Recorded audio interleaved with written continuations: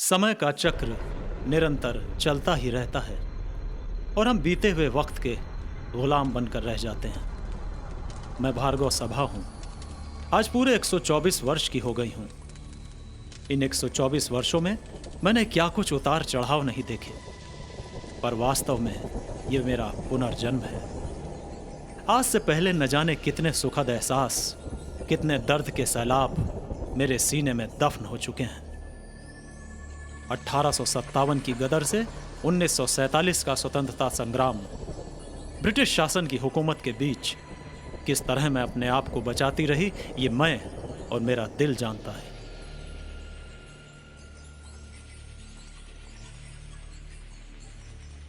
आज से सैकड़ों वर्ष पहले पूरी तरह विखंडित हो चुकी थी मैं, टूट चुकी थी।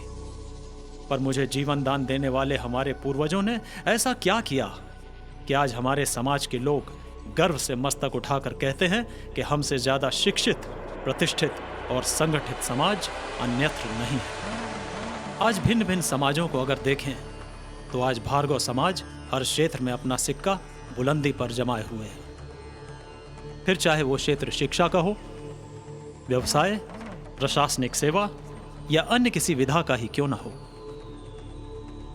यही कारण है कि आज हमारी प्रसिद्धि और गहरी छाप से लोग यही समझते हैं कि हम जनसंख्या में कम से कम 5-7 लाख तो होंगे ही, जबकि वास्तविकता यह है कि पूरी दुनिया में लगभग 6,000 परिवारों का 45,000 व्यक्तियों का हमारा छोटा सा समाज है, और इसमें भी लगभग 14% परिवार विदेशों में बस चुके हैं।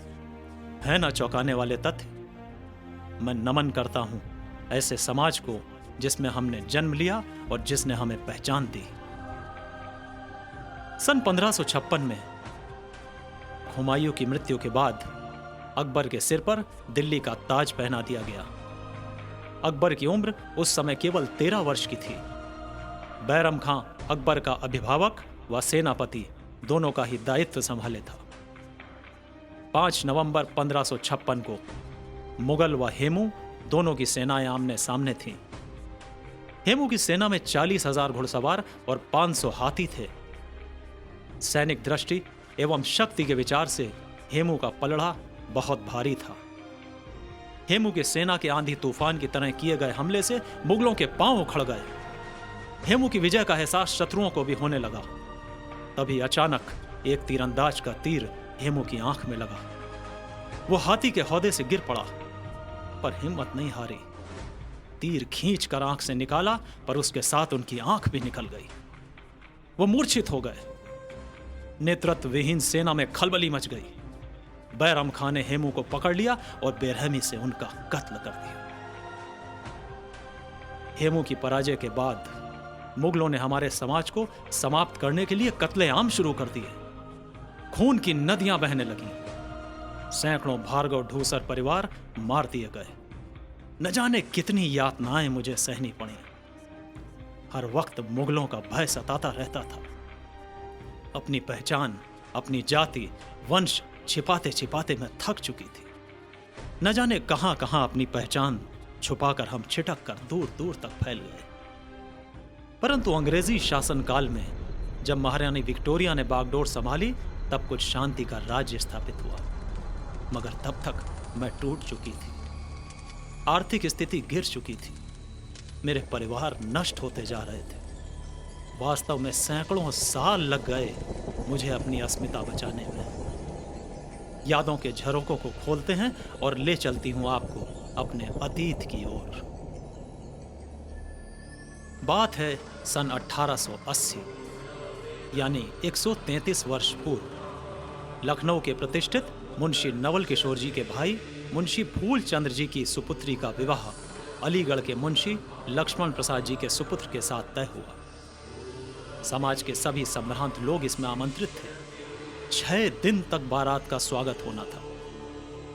जबरदस्त विदेशी फूलों की सजावट से पंडाल सजाया गया। आतिशबाजी का भरपूर इंतजाम था। यहां तक कि हर शाम विशेष नर्तकियों का नृत्य पूरे शवाब पर होना था।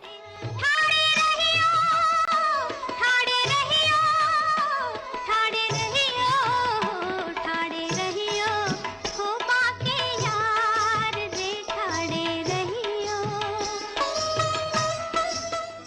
यकीनन 3 दिन तक ये जश्न हर शाम को हुआ। उस समय के हिसाब से हजारों रुपए खर्च हो रहे थे।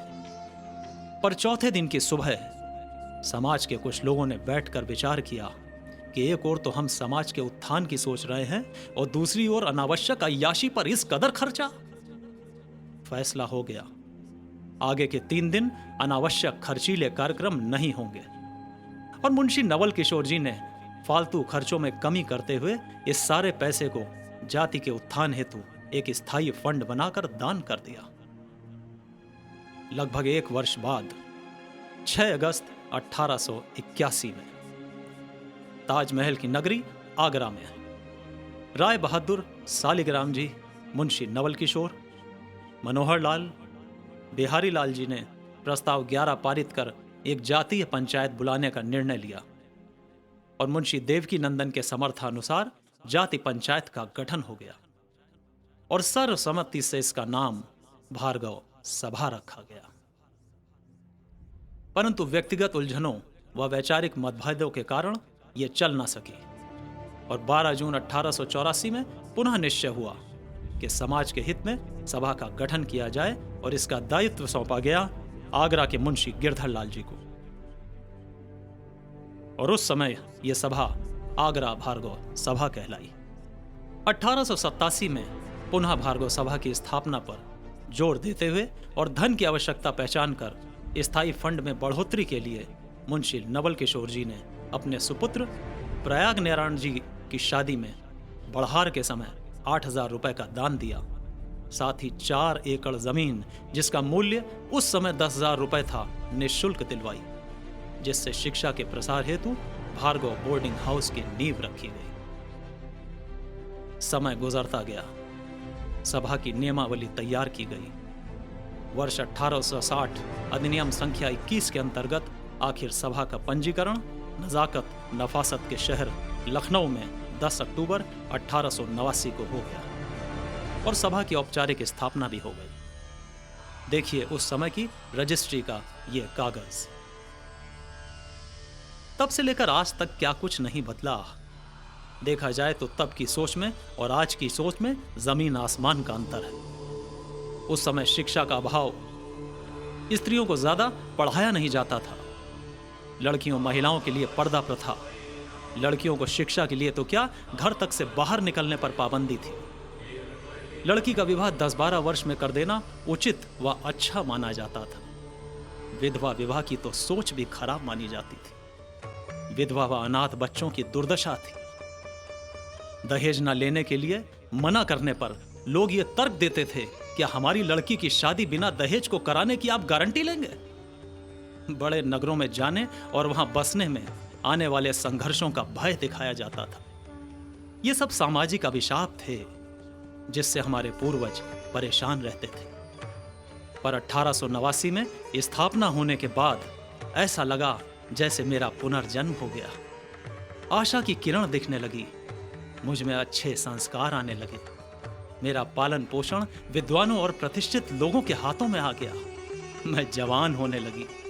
जैसे जैसे मेरी उम्र बढ़ी, समाज में निरंतर प्रगति होने लगी, लोगों की सोच बदलने लगी। 1889 में प्रथम सम्मेलन Finlay Bhargava boarding house Agra में हुआ, जिसका नाम भार्गव सोशल कॉन्फ्रेंस रखा गया। मुंशी नवल किशोर जी सभापति बने। उन्होंने 50,000 रुपए सभा को दान में दिए। मुंशी रामदयाल जी अलवर संस्थापक प्रधान व मुंशी गिरधर लाल आगरा संस्थापक सचिव बने। हाँ, ये बार बार अपने समाज के लोगों के आगे मुंशी लिखा देखकर कुछ अजीब सा नहीं लगता? आइए बताता हूं इसके पीछे राज क्या है। ब्रिटिश हुकूमत अंग्रेजी शासनकाल में अंग्रेजी के अतिरिक्त अरबी, फारसी व उर्दू इन 4 भाषाओं के संपूर्ण ज्ञान ज्ञाता को मुंशी शब्द से संबोधित किया जाता था, जो कि अत्यंत आदर सूचक भी था। हिंदी के अमर कथाकार मुंशी प्रेमचंद जी इसी कारण से मुंशी कहलाते थे। हमारे समाज के सबसे अधिक शिक्षित अधिकांश लोग अपने नाम के आगे मुंशी लगाया करते थे। 1910 में इलाहाबाद प्रयाग भार्गव कॉन्फ्रेंस में जब राय बहादुर मनोहर लाल जी स्पेशल मजिस्ट्रेट सभापति बने, तब वहां एक प्रस्ताव पारित कर सर्वसम्मति से विधवा विवाह को उचित ठहराया गया। 10-15 वर्ष की आयु में हो चुकी विधवाओं का जीवन नरक के समान था। उनके उत्थान की बात होने लगी। मुझे एक सुखद एहसास की अनुभूति हुई। एक और रोचक तथ्य मेरे जीवन का आपको बताती हूं। पर्दा प्रथा हमारे समाज के जीवन का अभिन्न अंग था। 1928 तक समाज की महिलाएं पर्दों और चिकों के पीछे बैठकर कार्यक्रम सम्मेलनों को देखती और सुनती थीं। 1928 के कानपुर अधिवेशन में एक ऐतिहासिक प्रस्ताव लाकर पर्दा प्रथा समाज से खत्म कर दी गई, जिसके चलते 1929 प्रयाग अधिवेशन के अवसर पर महिलाओं ने पुरुषों के साथ बैठकर अधिवेशन में भाग लिया। एक और मजे की बात, सभी महिलाएं अपने अपने पतियों के साथ बैठी दिखाई दी। आज की स्थिति तो बहुत भिन्न है। पुरुषों को ढूंढना पड़ता है कि उनकी पत्नी कहां है, और कमोवेश यही स्थिति पत्नियों की भी रहती है। आज अलग से महिला सभा संगठन की भी व्यवस्था है।